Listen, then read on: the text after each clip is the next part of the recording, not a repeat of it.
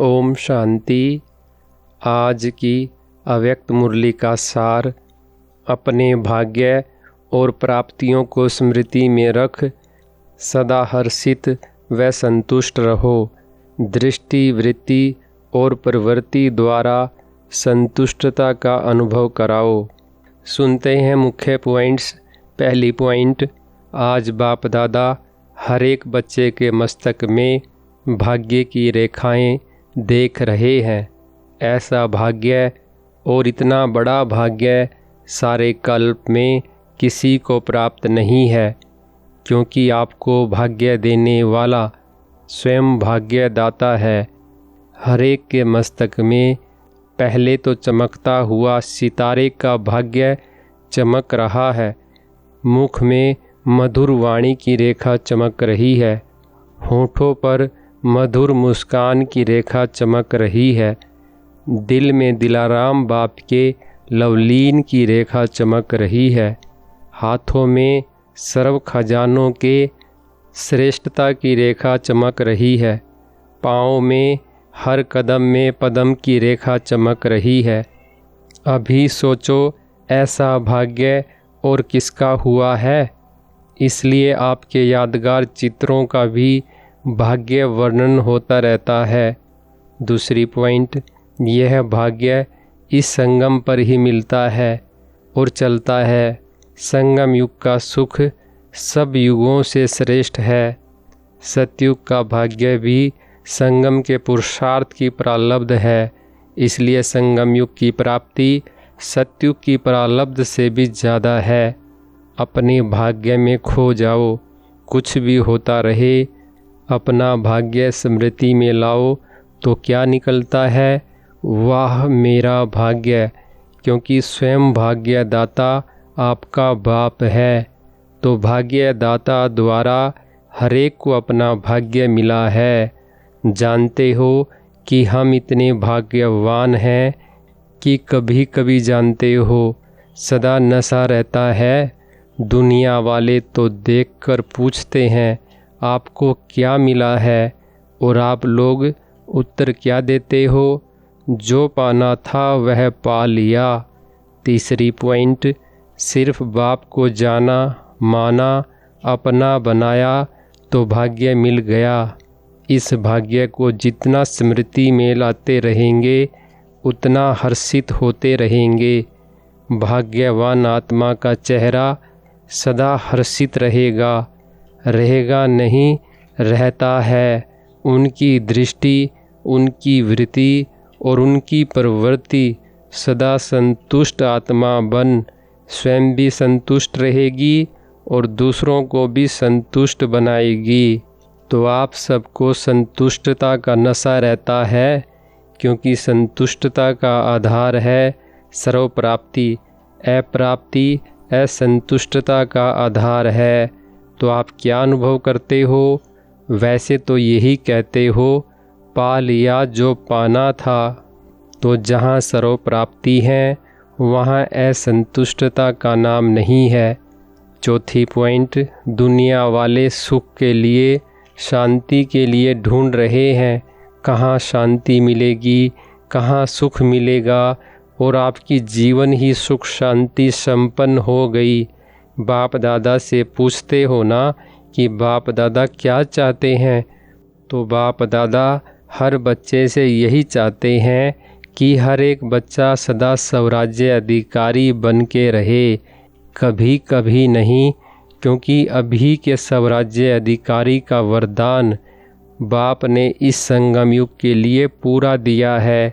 थोड़ा नहीं, कभी कभी वाला नहीं, सदा।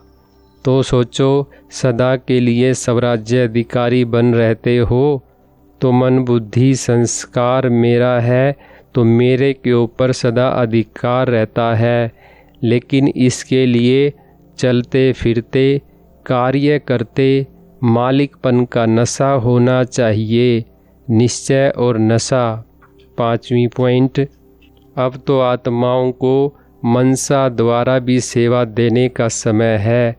चिल्लाते रहते, हे पूर्वज हमें थोड़ा सा सुख शांति की किरणें दे दो, तो हे पूर्वज दुखियों की पुकार सुनाई देती है ना। बाप दादा ने इशारा दे दिया है कि कुछ भी आपदा अचानक आनी है। इसके लिए सेकंड में फुल स्टॉप, क्योंकि उस समय पुरुषार्थ का समय नहीं होगा। अभ्यास करें, लगाओ फुल स्टॉप और हो जाए आश्चर्य की मात्रा। इसलिए पुरुषार्थ का समय अभी मिला हुआ है, उस समय प्रैक्टिकल करने का समय है। तो अभी से अटेंशन को अंडरलाइन करो। देखो पुरुषार्थ कितना सहज है। मैं भी बिंदी, लगाना भी बिंदी है, सिर्फ अटेंशन देना है। छठी पॉइंट, बाप दादा विशेष बच्चों को सौगात देते हैं। बच्चे मैं आपके सदा साथ हूँ, बाबा कहा, और बच्चों के लिए बाप सदा हाजिर है। जो कहा गया है हजूर हाजिर है, सर्वव्यापी नहीं है, लेकिन बच्चों के आगे हजूर हाजिर है। तो सदा विजयी बनना।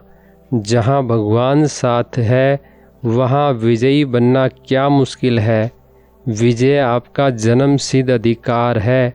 सिर्फ मेरा बाबा कहा तो विजयी हैं ही, इसलिए सदा विजयी बनना। जो याद में रहता उसके लिए अति सहज है, मुश्किल नहीं। जहाँ भगवान है वहाँ विजय है ही। हिम्मत आपकी है तो मदद बाप की है ही। 7वीं पॉइंट, बाप दादा अमृत वेले सभी तरफ चक्कर लगाते हैं। उनके लिए चक्कर लगाना क्या बड़ी बात है। और बाप दादा ने यह भी कह दिया है कि 4 बजे के मिलन की विशेषता यह भी है कि 4 बजे बाप दादा सभी बच्चों को सहज ही वरदान देते हैं। वरदान दाता का विशेष पार्ट अमृत वेले होता है। जो भी वरदान चाहिए वह बाप दादा दे देते हैं। ट्रायल करके देखना। लेकिन आप सभी भी वरदान लेने के लिए अलर्ट रहना। अगर अलर्ट नहीं रहे तो बाप दादा चक्कर लगा के चला जाएगा और आप सोचते रहेंगे। इसलिए अमृत वेले का महत्व देते तो हैं, लेकिन और अटेंशन देना। मेजॉरिटी पुरुषार्थ करते भी हैं, फिर भी अटेंशन को अंडरलाइन करना। 8वीं पॉइंट, बाप दादा ने संस्कार के ऊपर इशारा दिया है, उसके ऊपर समझते हैं कि हमें करना ही है। और करने के लिए रोज़ अमृत वेले जैसे सम्मान रखते हैं, उसके साथ साथ भिन्न भिन्न प्रकार से कोई एक संस्कार के ऊपर अटेंशन दो। आज के दिन इस संस्कार के ऊपर विशेष अटेंशन देना है। और फिर रात्रि को जब बाप दादा को अपना सारे दिन का चार्ट देते हो, उस समय उस संस्कार की रिजल्ट भी विशेष सुनाओ तो विशेष अटेंशन हो जाएगा। किसी न किसी संस्कार के ऊपर अटेंशन रखना है। तो जैसे याद के ऊपर अटेंशन देते हो, उसके साथ साथ उसी समय यह भी रिजल्ट बाप दादा को दो। 9वीं पॉइंट, जैसे योग के बारे में चेक करते हो वैसे संस्कार के लिए भी चेक करो। संस्कार रोज़ नहीं आता है, कभी कभी आता है। जो पुरुषार्थी हैं उनका बाई चांस पेपर आता है, बाकी रोज़ नहीं आता है।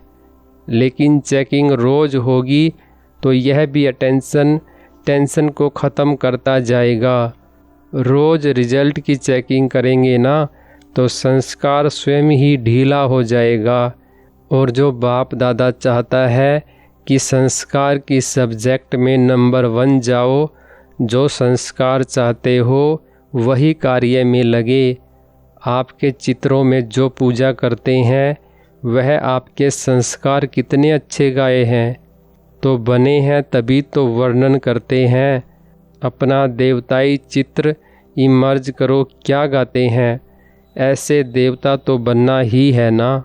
10वीं पॉइंट, अभी जो मधुबन में आता है ना, तो जैसे फॉर्म भरते हैं उसमें यह भी लिखो कि मुरली रोज़ सुनी या कितने दिन मिस किया। मंजूर है, किसी भी कारण से मुरली मिस नहीं करनी है। जैसे खाना नहीं मिस करते हो तो यह भी भोजन है ना। वह शरीर का भोजन, यह आत्मा का भोजन। जैसे और नियम है वैसे यह भी नियम है। ब्राह्मण माना मुरली सुनने वाला, सेवा करने वाला। यह है बाप दादा के प्यार की निशानी। मुरली मिस तो याद प्यार भी मिस। सिर्फ मुरली नहीं मिस की, लेकिन बाप दादा का याद प्यार, वरदान सब मिस किया। मुरली तो पढ़ भी लेंगे, लेकिन जो समय फिक्स है बाप दादा की याद प्यार लेने का, वह तो मिस हुआ ना। वरदान है शक्ति रूप की स्मृति द्वारा पतित संस्कारों का नाश करने वाले काली रूप भव। विस्तार है सदा अपना यह स्वरूप स्मृति में रहे कि मैं सर्व शस्त्रधारी शक्ति हूँ। मुझ पतित पावनी पर कोई पतित आत्मा के नज़र की परछाई भी नहीं पड़ सकती। पतित आत्मा के पतित संकल्प भी न चल सकें। ऐसी अपनी ब्रेक पावरफुल चाहिए। यदि किसी पतित आत्मा का प्रभाव पड़ता है तो इसका अर्थ है कि प्रभावशाली नहीं हो।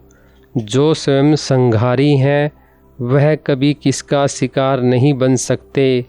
तो ऐसा काली रूप बनो जो कोई भी आपके सामने ऐसा संकल्प भी करे तो उनका संकल्प मूर्छित हो जाए। स्लोगन है रॉयल रूप की इच्छा का स्वरूप नाम मान और शान है। अच्छा, ओम शांति।